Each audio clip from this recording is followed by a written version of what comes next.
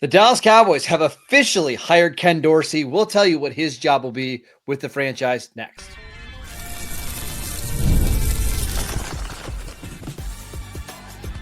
You are Locked On Cowboys, your daily Dallas Cowboys podcast. Part of the Locked On Podcast Network, your team every day. Welcome back to the Locked On Cowboys podcast, part of the Locked On Podcast Network, your team every day. We'd like to thank you for making us your first listen of the day. I am your host, Marcus Mosher. You can follow me on Twitter at Marcus_Mosher. Joining me today, as always, is Landon McCool. You can follow him on Twitter at McCoolBCB. And Landon, the Cowboys have made another big-time hire, bringing on Ken Dorsey to be not their offensive coordinator, but the passing game specialist. What did you think of the move? Well, it was interesting when his name got floated originally, right? And I think that, it was during the offensive coordinator kind of search that was still happening. Clayton Adams hadn't been announced yet, and he was kind of the name that was floated. I think initially when his name was floated, it felt like it was a negotiation tactic, right, to kind of finish the deal with Clayton Adams, because Clayton Adams was taking a little bit longer than I think some people expected as far as like just kind of negotiating the deal. But it turns out it wasn't. It turns out I think that they were actually maybe the announcement was a negotiation ploy, but it turns out the interview was actually an interview. And we thought at the time maybe it would have been for quarterbacks coach, but it turns out that the job is actually passing game coordinator, which is a title that he's held before. He held it with Buffalo when he was the quarterbacks coach as well. I think it was in the 2021 season, if I'm not mistaken. Yeah. So this is an unfamiliar territory for him. Obviously, he's been an offensive coordinator with the Bills for I think 2 seasons. He's been had the same job with the Browns last year. So this is a guy that obviously has experience as an offensive coordinator, has experience as a passing game coordinator, has experience as an NFL quarterback. If you're old enough to remember that, which I am. So I think it's an interesting hire. Especially considering the fact that they obviously have a run game coordinator. I would have thought that maybe, Brian Schottenheimer kind of would have sat in that role a little bit more, but it makes some sense if he's going to be the head coach that he would have a guy in there to kind of help specifically coordinate the passing game as well. And it makes some sense to have somebody that has the kind of experience that Dorsey does to fill that role. One of the things that's interesting about Dorsey is he has historically been a guy that's worked with young quarterbacks. He worked with, I think, Cam when Cam was either in his second or third year, and helped develop Cam into an MVP quarterback in 2015. Then he goes to Buffalo in 2019, which would be Josh Allen's second year, turns Josh Allen into a quarterback that a lot of people didn't think deserved to be a top 10 pick into one of the best quarterbacks in the league. And then he goes and he's the offensive coordinator with the Browns. The hard part with the Browns is he was the offensive coordinator under Kevin Stefanski, but it was running Stefanski's offense. So it was a little weird, but it seems like he's the type of coach you bring in when you're trying to develop a young quarterback. I'm interested to see what it's going to look like when you already have somebody as established as Dak. Yeah, I imagine that his job is, and that's why I think he probably wasn't the quarterback's coach, right? Agreed. Yes. I think that's probably why he's the passing game coordinator, is because it's probably going to be about breaking down film on the opposing team's defenses, like specific coverages, how to attack those coverages, how to kind of, organize principles so that you are getting the ball to who you want to in the passing game. Just kind of, I think it's more about breaking down and creating a game plan and executing, having them execute that game plan, as less about, obviously developing the quarterback like it was for him in the Bills back in 2019. So I agree with you. One of the things that's interesting, though, with Dorsey is that he has been historically like an offensive coordinator or a quarterback coach that likes to spread things out and play out of shotgun a lot. It feels like that's a little different than what maybe Brian Schottenheimer and Clayton Adams want to do. So I think that part of it is interesting as well. Maybe he really is only going to be helping design, hey, it's 3rd and 9. This is the concepts we're going to run. I don't know. I'm curious with the fit here. Well, I think I can explain that a little bit, actually. Dorsey's an Earnhardt Perkins guy, actually. Okay. Which is Earnhardt. For those who don't know, Earnhardt Perkins is an offensive system, right? It's like the West Coast system or Coryell system, right? Earnhardt Perkins is mostly used, and it's actually used by the Cowboys in a lot of ways for their 2-minute offense. Like it's structured with using a lot of Earnhardt Perkins principles, where you use hand signals, right, a lot to kind of signal things, and it's a lot of the concepts are interchangeable routes for different pieces, right? So I guess what I'm saying is that, look, we've heard them talk about wanting to have more tempo stuff, right? Mm-hmm. If you're having more tempo stuff, you want a guy that has some Earnhardt Perkins, because he has that knowledge of how to kind of get guys quickly into plays, how to get those schemes, how to change that up while moving fast. I think it makes some sense to bring in a guy that has a lot of experience on how to run that. And if you want to run more tempo, you're going to need to kind of develop a more complex version of what you have of the 2-minute offense, because you're going to be running it more. You don't want to become more predictable just because you're running tempo. So I think it does make some sense in the context of, hey, we're trying to run more tempo. We want a guy that has some experience using the system that we use when we're running tempo, and maybe can help us kind of expand on that a little bit.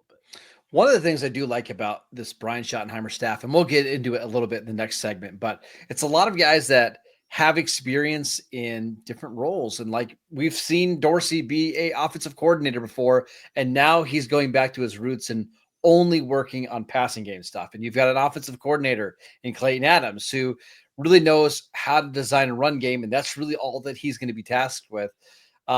It's maybe not the coaching staff that I thought the Cowboys were going to hire when they started this whole thing. But it's a very interesting one. I'm curious to see how it works. Yeah, me too. I mean, I think someone tweeted it out today that the oldest member of the coaching staff is 56 years old, which is, that's crazy to think. Is that Brian Schottenheimer? I mean, I think I didn't look it up, but I kind of think it is Schottenheimer, right? Because he's at least 54, right? Yeah. So, I think that's the interesting thing about this is that you've got guys that have come in here from kind of all over different walks of football, right?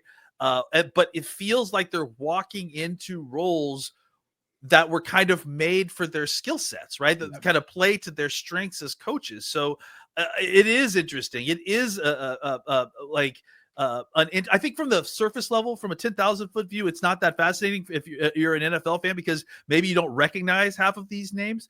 But if you do a little bit of an examination of where they come from and what their expertise are, and then take that and look at the roles they're going into, it's really, really fascinating to think about how this is all going to fit together. And I think it's at least going to be very different than what we've seen previously this last few years. All right, let's talk about the rest of the coaching staff, because the Cowboys did make a couple other hires over the last couple of days, and basically the entire coaching staff is now filled out.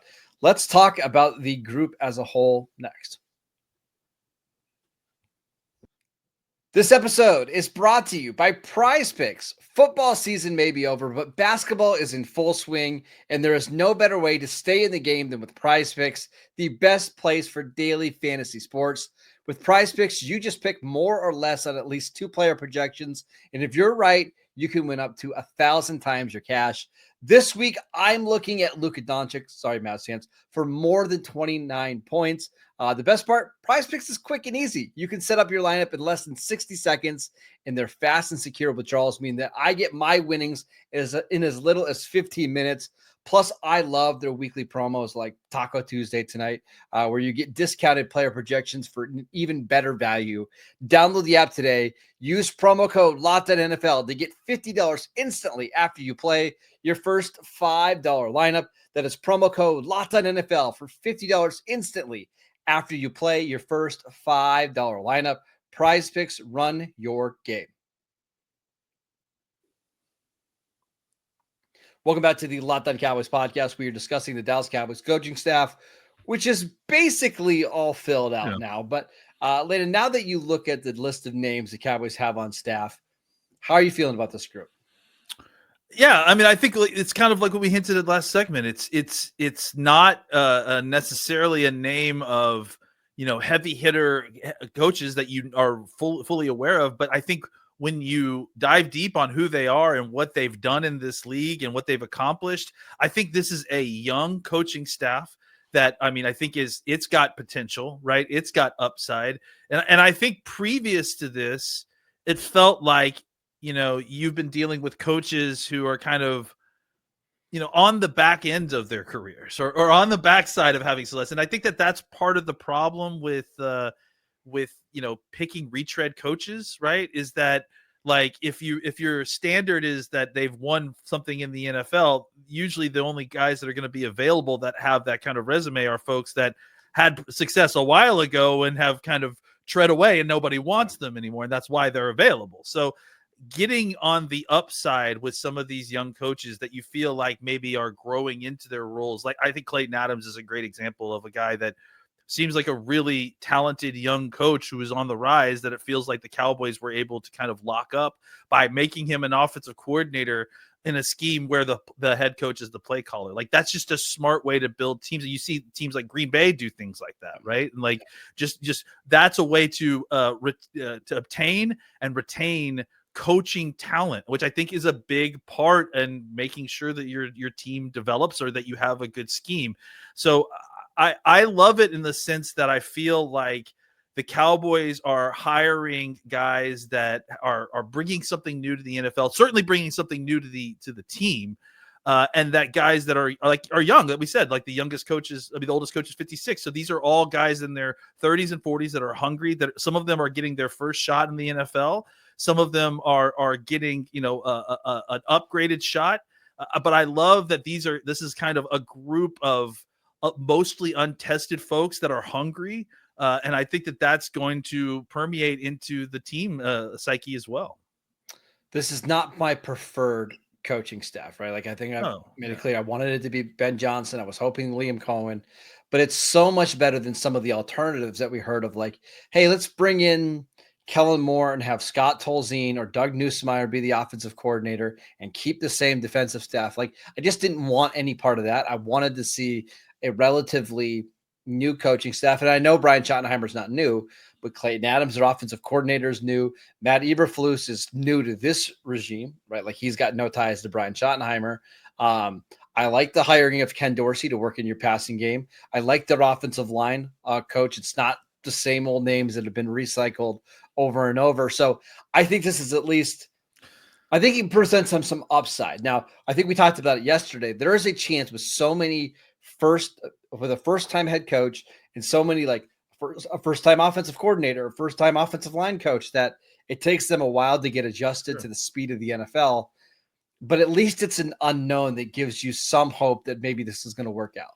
Well, and I think the other thing that I've pointed out before, and I'm going to continue to point out, because I think it's the kind of thing that I've complained about previous to this, is organizational clarity, right? What did Schottenheimer come in here and say he wanted to do? He said he's going to go get a great staff, right? And they're going to try to keep a lot of the same language, but they want to do more up-tempo stuff, and they want to run the ball efficiently and be better running the ball well. What do? They follow that up with action, right? They go and get an offensive line run game coordinator to make their offensive coordinator. Then they hire 2 more offensive line coaches, solidifying their commitment to running the football and to the offensive line. They talked about wanting to play maybe some more tempo. They go hire an offensive pass game coordinator that has some Earnhardt Perkins, that has a lot of up tempo history there. It's just, there's a lot more of the coach saying something and then very clear follow through for what he's saying, that's present, like evidence of that. And I think that it's a low bar to clear. I understand, it's a very low bar. Yep. But it's a bar that we've had problems clearing before. And it feels like, at the very least, we're getting organizational clarity. We're getting a statement from a high up member of the organization, and then follow through that seems in line with what that statement is. And I think that to me that's the first step in kind of starting to re-earn some of the trust of the fandom, right? Obviously, the big step, I can hear everyone yelling in the mentions right now, none of this matters until free agency. And that's very true, but free agency isn't here yet, right? So all we can do is go by the steps that are in front of us. And the steps that are in front of us we're in the coaching hire cycle right now. We're in the draft, evaluation steps right now. the only thing we can get as far as like information from the Cowboys is seeing who they are making these hires. And it's lining up with what they say that they want to do on the football field. Yeah. And for me, that's a big win. The other thing for me is I wanted Brian Schottenheimer, if he was going to be named the head coach, and obviously he has, that he has the ability to pick out his own staff. I was so worried that it was going to be Brian Schottenheimer and then Jerry Jones and Stephen Jones as coaches that they like coaching. And one of the first things we saw was Mike Solari gone, the offensive line coach, the wide receiver coach, Robert Prince gone, right? And now they're bringing in guys that have no connections to the Dallas Cowboys, maybe some connections to Brian Schottenheimer or some connections to the scouting staff, but like no names of like coaches the Cowboys had in the early 1990s when they were successful. Again, I know that's a low bar to clear, but this is what you need to do to at least have a competent coaching staff that works together. And I think what we heard after the season is a lot of times these coaches didn't love working together. I think there was some friction even between Mike McCarthy and Dan Quinn. I think they were very respectful, but I don't know if they necessarily love working together. It seems like Brian Schottenheimer is at least going out and getting the guys that he wants to work with. And I'm so happy that there are a lot of outside names outside of London Wells. I'm glad that he stayed. But yeah. Other than that, I'm good. Yeah, I mean, again, like that's the guy that we wanted to keep because we love Lunda Wells and we think he's a great coach, and obviously that was kind of one of the very first things to fall that felt like the fact that they were set on retaining Lunda Wells, just the fact that they were interested in retaining Lunda Wells, at least to me read like they understood what they were doing, they knew who the good coaches were that they wanted to keep. But again, I think you're right. For if we could take a step back from where we were right back when they made the announcement as Brian Schottenheimer as the new head coach, I think we would have felt like, okay, well, let's get prepared for a whole bunch of retread coaches, a bunch of familiarity. They sold us on the fact that the reason that they hired, or one of the reasons that they hired Schottenheimer, was that they would have some continuity. Jerry gave us the classic Jerry talk that it was like, oh, this is a balance between continuity and doing something new. And everyone rightfully rolled their eyes at that ridiculous comment because it's Jerry saying it.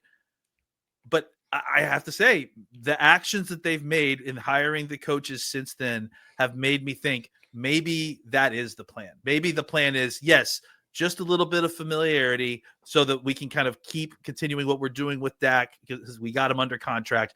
But we're going to change a laundry list of things that we would have never changed in any other year, because it does feel like they're making major additions and changes to the run game and potentially even, adding more tempo and stuff like that to the offensive game plan. Now, one last thing. I don't think Clayton Adams and Matt Eberflus are like the two absolute best coordinators at their respective position. However, I do think they're probably better than the average, and we'll see how Clayton Adams works because he's in a weird spot where he's the offensive coordinator, but he's really just a run game coordinator. Yeah. But I think that was one of our fears is that, hey, if you hire someone like Brian Schottenheimer, you better go out and get really good coordinators. At least what we know now from Clayton Adams and from Eberflus, you feel like they've got two competent coordinators at that spot. Yeah, you feel solid about the structure because you're right. That was the other thing we talked about is he's not a first-time play caller, but he's being elevated into the play calling duties and being made the head coach. I think having a offensive coordinator who's the run game, specialist, and then having a separate passing game specialist as well as all the other positional coaches, that's a sound structure that he can rely on, especially game day when things are going to be crazy for him. All right, let's talk about a mock draft released today by Field Yates of ESPN, which had the Cowboys making a very interesting selection at number 12. We will get to that next.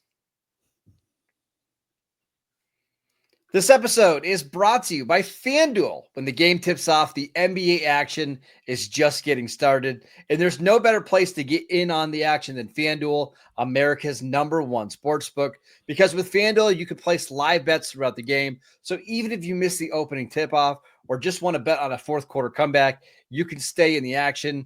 And if you're looking for a bigger payout, you can even combine your live bets into a same-game parlay. I love using FanDuel's live betting feature. I was sitting on my couch last night watching the Lakers, my new guy, Luka Doncic, just absolutely tear up the Jazz. It was so much fun. I was betting as the game was going on. I feel like I didn't miss a chance at all. The live bet, the app, the FanDuel app makes it so easy to use. And when you win, you get paid instantly. Right now, new customers can get $150 in bonus bets if your first $5 bet wins. Just visit FanDuel.com to join today. That is FanDuel.com for your shot at $150 in bonus bets. Make every moment more with FanDuel, the official sports betting partner of the NBA. Welcome back to the Locked On Cowboys podcast. We'd like to thank you for making us your first listen of the day. For your second listen, check out the new Locked On NFL show. 2 shows every single day. One in the morning with Tyler Rowland, one in the afternoon with Tony Wiggins, available wherever you get your podcast. Also, check out the Locked On Mavs podcast. I've been listening every day. This is it's ridiculous. So great. I know. I'm sorry, Mavs fans. It's a rough time, but the culture in LA is great. I've never been more of a West Coast fan in my life. Best you're killing all the Mavs fans. Listen, I I'm know. not necessarily a Mavs fan, but this is really just hard to listen here.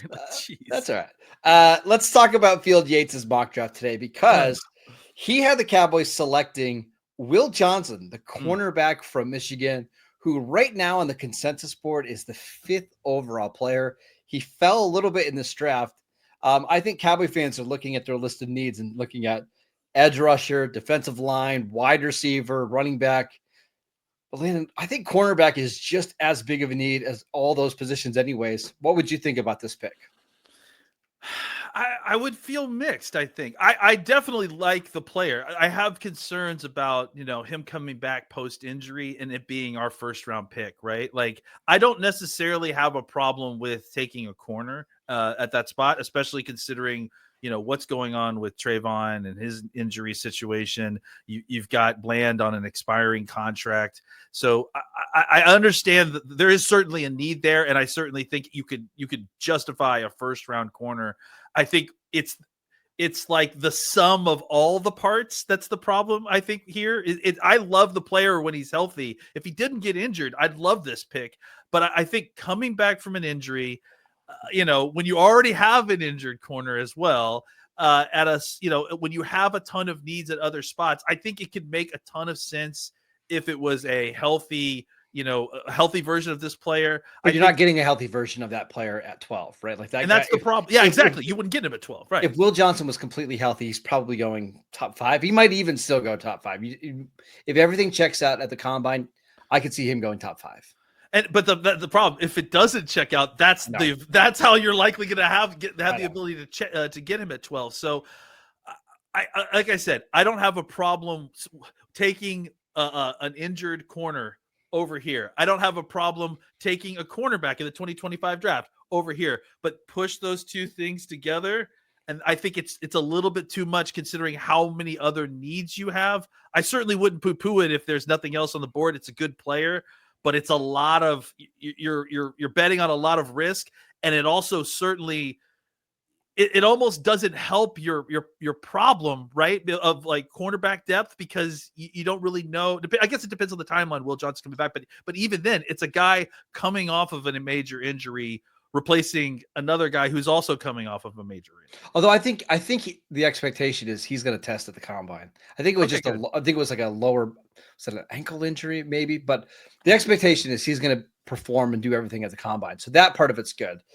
There are some concerns, and we talked about this with Cody Alexander. Like if you're going to play this defense with Matt Eberflus, you better be able to tackle. And I believe his missed tackle rate was like 21% this year. I mean, is not great. He's very Trayvon Diggs-ish in a lot of ways. That's a comp. And honestly, that is a comp. He is a gambling cornerback that has great anticipation and great feel. You watch his tape, like some of the routes that he jumps are unbelievable. But do you take that guy at 12? I don't know. Yeah, and that's the other thing that's scary too about that type of player is that he's not known for his explosiveness. He certainly is explosive enough, but does he lose enough explosiveness that suddenly it changes the angles on his game? His superpower is between his ears. Like he's a heady player who he's not overly fast. I think he's going to run right around 4.5, which is fine. Like, is it a situation now that it dips below fine because he lost just enough explosiveness to the injury? That's what we all need to find out. Yeah. But overall, I don't hate the pick. I think, man, there's a lot about it that makes me go, So let's just here's some of the players that the Cowboys passed up in this draft. Yeah. For Will Johnson. Tyler Warren went to the Colts at 14. Mike Green went to the Falcons at 15. Shamar Stewart goes to the Cardinals at 16. Luther Burden Jr. goes at 25 to the Texans. You're passing up a lot of good players. Now, I think a lot of people would argue that Johnson's the best of all those players. But you better feel pretty good about his health if you're drafting him at that spot. Yeah, I mean, like, let's be clear. I mean, this is a guy that, if we rewind to like, right after the draft in 2024, and you're doing your preliminary, let's do the 2025 draft, guys, and let's see what it's like. I mean, this is guy's number 1 or number 2 or number 3 on your. I'll even go further. If you go back to I've got the consensus boards from January 1, 2025. Yeah. So like a month ago, he was the 3rd overall player. Dane Brugler had him at number 2 overall. Mel Kiper had him at 2. PFF had him at 5. Scouting had him at 3. So just a month ago, people were calling him a top 3 player. Now he's down to 5 overall. Dane in his recent ranking has him at 13. Daniel Jeremiah at 12. Mel Kiper at 9. So you're still getting a player that's being ranked well above like where you're drafting. But you know how Cowboys fans are about Michigan players, Landon. Well, listen, I mean, we may have to draft him because we got to let our old Michigan cornerback go, right? No good because he was no good, right? The whole scouting the helmet thing is so ridiculous. I think the like I said, it's a lot to kind of take on, a lot of risk there. But again, like, the thing that's kind of raising a red flag to me right now, and I guess we'll get some more answers at the combine here for this, is he falling because other players are showcasing themselves and they're being pushed up into the top 10 and into the top 5, right? Or is he falling from his ranking in January because guys like Brugler are starting to talk to the NFL GMs and they're finding out, hey, that injury is not quite as healed as we hoped it was, or there's concerns there that we weren't aware of previously, and that's why he's falling. So those are the answers I think we're not going to know likely, or at least won't know more until the combine comes around and we see exactly where he is at that point. Yeah. So just to be clear, there was a severe leg injury, but not enough. Looks like it was a turf toe injury, which Cowboy fans and turf toe with their corners is always a little scary, but it doesn't seem like it's not like an ACL or anything like that. No. So I think if he can go to the combine, have a good showing there, I think you're going to start to see him rise back up the boards a little bit. But then again, we're still talking about the number 5 overall player right now of this class. I don't even know how much higher he can go. Yeah. And again, if he's able to test, if he's able to interview, likely, he's gonna. It's a lot of recency bias with the draft stock, So once you get that guy's back in your kind of zeitgeist and draft folks are talking about him again, I bet he creeps back into the top 10. All right, that is it for today's show. We want to thank you for making Locked On Cowboys your first listen every single day. Go check out the YouTube channel. We are free and available on all platforms. Follow Landon on Twitter at McCoolBCB. You can also follow him on Blue Sky as well as it's at McCool on Blue Sky. I'm at Marcus _Mosier, and we will see you right back here tomorrow.